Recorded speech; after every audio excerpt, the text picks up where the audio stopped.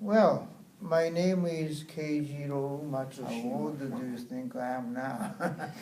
I'm 84. Not young anymore. U.S. Air Forces succeeded to hit the real center of the city.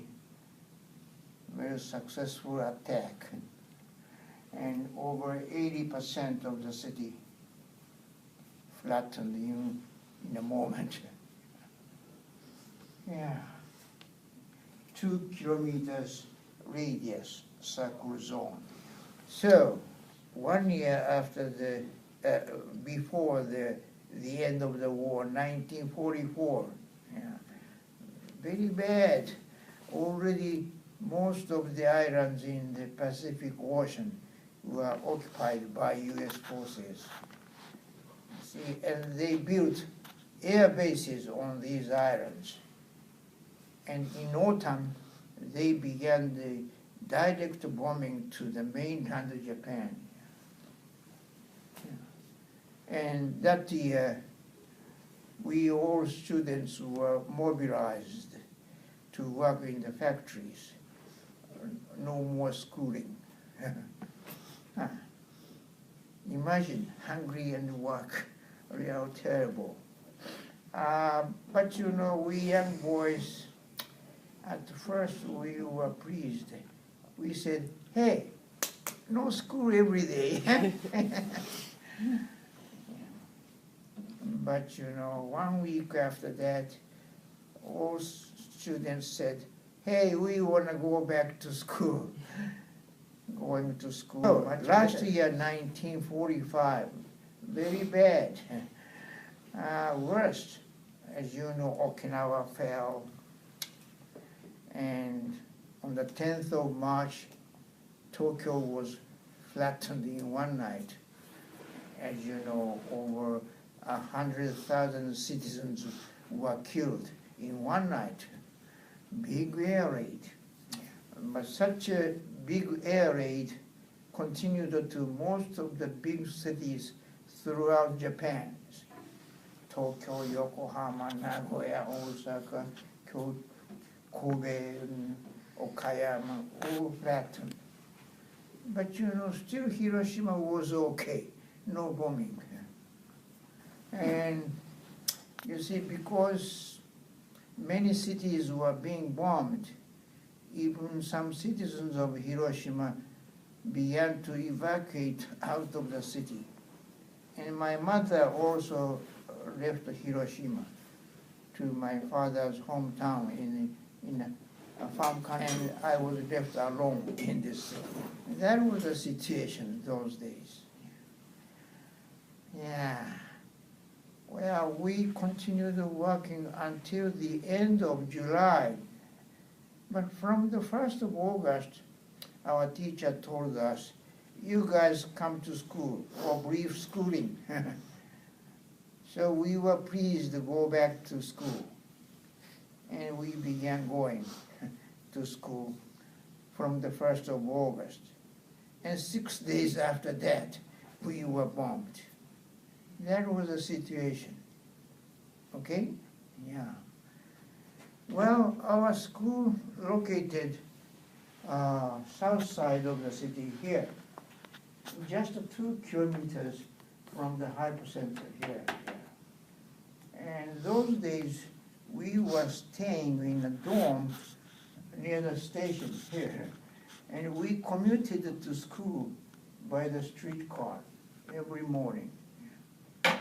So, in the morning of that day, August 6th, we went to school as usual.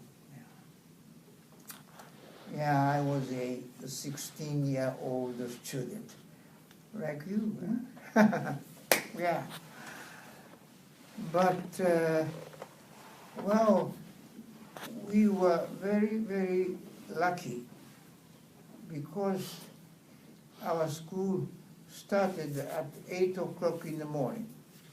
As you know, the bomb was dropped at 8:15.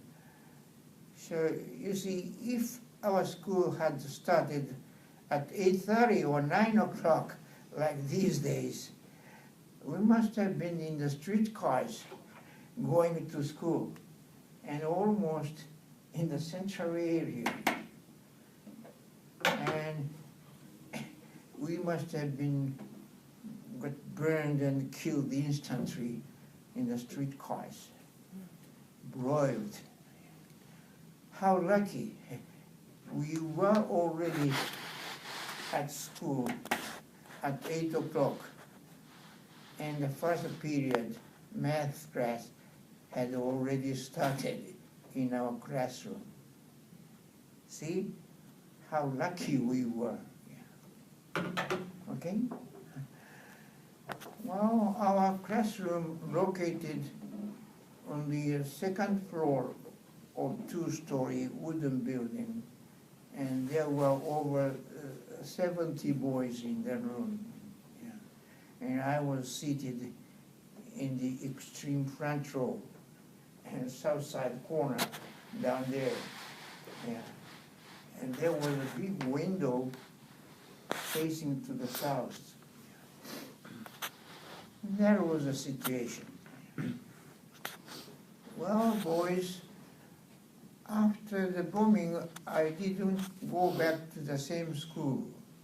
So I don't know much about my classmates, what happened about them. Maybe some were dead. I'm not sure. So, as you know, 15 minutes after class started, I happened to see outside the window. It was a beautiful sunny day and blue sky and very beautiful. And when I looked up, I could see two American bombers, B-29, flying very high in the air, over 10,000 meters. Well, there must have been 3 or 4 planes. Maybe one might have already dropped a bomb and left. I have no idea. I just, you see, those days, Japan didn't have any more fighter planes to attack them anymore. And even anti-aircraft guns, they can never reach so high. So, no counterattack to American planes, okay?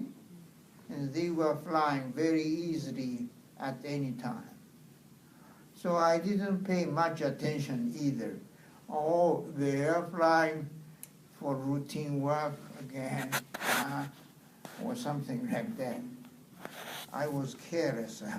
Well, and I thought, they are very beautiful, shining in the morning sun, silver white planes. Well, but the next moment, when I turned my eyes back to the textbook, that was the moment of explosion. Well, very strong flash attacked me, and at the same time, big shock wave of explosion and heat wave. These things attacked me at the same moment. I felt like I was thrown into an oven for a moment. It was over 4,000 degrees Celsius in the center of the city. People in the street must have been burned and killed instantly. Even here, 2 kilometers position inside the building, still I felt hot. But you know, at that moment, everything was decided to each of all the citizens. How far from the hypocenter, inside the building or out in the streets, or even in the shadow or not. That decided everything. Later I learned that. But you know, at that time I realized it was bombing, and I covered my ears and eyes and jumped under the desk. Then huge noise followed, hundreds of thunders. very big noise. And you see, after the big noise, it became so quiet. Yeah. Imagine, there were many boys, but no one screamed. No sound, no voices. And it became so dark, real dark, pitch black. Oh, hell. Real dark and quiet world. And I was just crawling around on the floor like a blind. I was bleeding from head to feet. Shirts and pants were torn. Real miserable. Of course, I felt, oh, I'm dying, I'll be killed. And in such a case, I just said, help me, Mother, or help me, Buddha. You say, help me, God. The same. Real hell. How long? 1 minute or 2 minutes? I don't know. Soon, a real light came in, and I could understand that the whole structure of the roof or ceiling fell on our head. But fortunately, around me, the floor was rather tough, and my position was very close to the door, and somehow I could sneak out. Yeah. Well, boys, at that time, everyone felt one bomb was dropped here beside me. You see, those days, we didn't have any idea about such a big bomb, a bomb. So everyone felt one bomb was dropped here. And I was such an unlucky guy in the world, yeah. Understand? But you know, somehow when I got out of the building, I was so shocked to see all the school buildings had been destroyed. Yeah, smashed, and there were so many wounded students around there. Yeah, obviously broken bones or big cuts or bleeding. And they were lying or sitting on the grass in the playground. And no one was in an ordinary shape. Hundreds of them. So I was confused. Why? What happened? Only 2 bombers. What did they do? No idea. See? But fortunately, again, I realized my injury was not so serious. How lucky I was. I was bleeding a lot, but they had all caused by a lot of small cuts, caused by small pieces of window pane or small debris. They made a lot of bleeding, but my bones were okay. Totally, my injury was not so serious. How lucky I was. Yeah. In many ways, I was one of the most fortunate survivors. Again, we were shocked to see all the houses around there had been smashed badly, and roof tiles or debris scattered around there, electric pole leaned or fallen down, or wires dangling, and already fires had started in the whole city, and the street was full of smoke pouring. Yeah. Terrible. And above all, we were so shocked to see so many people were coming and walking in a long line from the central area this way. You see, they were the people bombed in the central area. They intended to evacuate out of the city to every directions, right? That's why we witnessed so many people coming this way in a long line. Now, boys, they were real miserable. Their hair had stood up straight, maybe because of the shockwave explosion. Yeah, hair stood up like small mountain. Some had lost hair, burned and gone. And so many people were so badly burned from head to feet, or their charcoal gray skin was almost peeling from their faces, necks, arms. Some had swollen up like pigs. Under the peeled skin, I could see red muscle. And their clothes were torn and singed. Well, some of them were almost naked, leaving just some cloth around their waist. And with rare exceptions, they held out their arms forward like this. Maybe because of pain, and they were walking slowly in a long line. Wow. Exactly procession of ghosts. So I wondered, why are they so badly burned? But you know, on that day, all day long, wherever I went, I had to see these people. Wow. But these days, I think they were still walking anyway. But you know, you understand, countless people couldn't walk anymore. As you know, they just crawled to the riversides asking for water or drowned in the rivers. That's why for many days after the bombing, these rivers were full of bodies, went up and down according to the movement of tide, you know. Of course, streets were piles of bodies.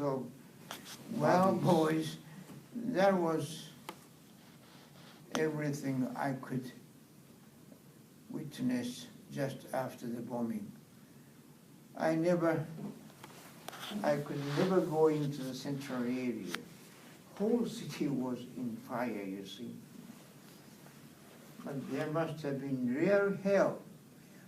As you know, hundreds, thousands of very weakened, inflammable Japanese houses destroyed in a moment, and people were buried, couldn't get out, and got burned and killed.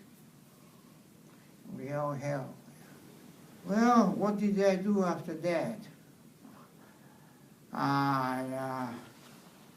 These days I think I should have worked for rescue work or things like that. But I was a selfish young boy, 16-year-old, thoughtless young boy.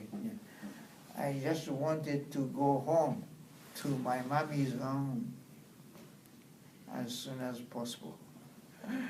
So I started walking, crossing this bridge. Yeah, when I crossed this bridge, I could see both sides of the river, and the whole city was in fire. And a big cloud of smoke covering all the city. And I could feel, all the city, Hiroshima is dying. Maybe I was a little sad. And I could understand that, Americans invented such a big bomb. It will be very difficult to win this war. I could understand. But you know, I never believed in surrender either. Well, boys, we had been educated that way. In other words, we were ready to die for our country. I can understand kamikaze spirit. That was education to us. That's almost everything about my experience. Well, because it was a very hot season, people had a very hard time after that. People's wounds or burns festered very soon, even infested maggots. People took them off with chopsticks. Yeah, still many people died in pain, one by one. As you know, even healthy people, seemingly okay, no burns, no wounds, look okay. These people suddenly became ill with a lot of very strange symptoms, like suddenly losing hair or becoming high fever, bleeding from gums, many spots on their bodies, or diarrhea, many kinds of symptoms, and died.